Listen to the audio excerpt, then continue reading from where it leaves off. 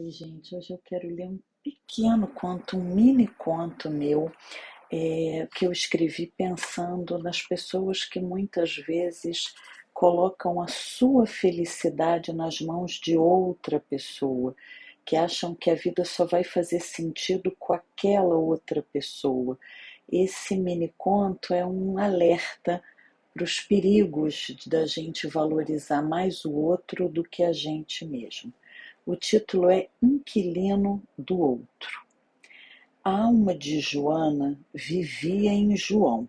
Nele depositava seus motivos, seu ânimo, sua razão. João, cansado dessa superlotação de si, abriu a porta e mostrou a Joana o caminho do despejo. Ela, tordoada, desesperada, escolheu sair pela janela. Que pena.